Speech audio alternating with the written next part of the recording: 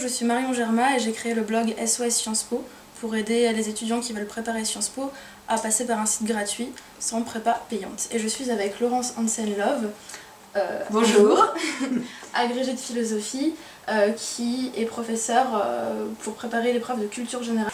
Alors j'ai quelques questions à vous poser. Quels conseils donneriez-vous à quelqu'un qui prépare Sciences Po s'il n'y en avait qu'un seul à retenir ? Eh bien, je pense que je conseillerais la régularité, c'est-à-dire essayer d'adopter une règle. Alors déjà, commencer dès maintenant et adopter une règle un certain temps consacré chaque jour ou chaque semaine, bon, quelle que soit cette règle, et s'y tenir. Au niveau du rythme, justement, c'est une question qui inquiète beaucoup les étudiants.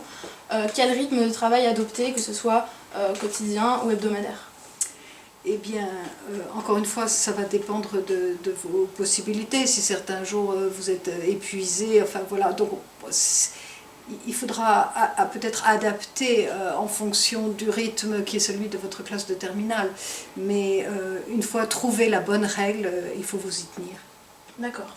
Et stratégiquement, est-ce qu'il faut plutôt privilégier ses points forts où on excelle, ou alors essayer de compenser un petit peu les lacunes qu'on peut avoir dans certaines matières qu'on maîtrise moins ? Oui, enfin ça, il est impératif de compenser ces lacunes parce que vous ne pouvez pas vous permettre d'avoir des points faibles pour une épreuve comme celle-ci, mais je pense que ça ne vous empêche pas d'essayer d'approfondir votre travail dans le domaine où vous êtes bon a priori, oui. Est-ce qu'il y aurait une chose à ne surtout pas faire dans sa préparation ? Ça c'est clair et net, ne pas attendre le dernier moment, ne pas se dire je réviserai dans les 15 derniers jours, vous n'aurez pas le temps et ce sera trop tard. Ça c'est vraiment l'erreur fatale. Et une dernière question, qu'est-ce que vous conseillerez à un étudiant pour gérer son stress ? Là aussi ça va peut-être un petit peu dépendre des personnes, mais dans tous les cas il y a une règle, c'est qu'il faut se ménager des moments où on pense à autre chose, où on se détend. Alors bien sûr le sport, mais ça peut être autre chose, ça peut être le cinéma, ça peut être tout ce qui permet de se divertir, etc. Et puis n'allez pas chercher toutes les activités qui peuvent vous rapporter quelque chose pour Sciences Po. Il faut vraiment que vous pensiez,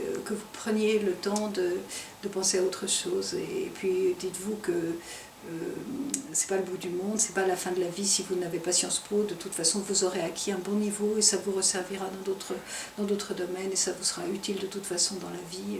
Donc voilà, c'est pas si grave que ça. Soyez stoïcien.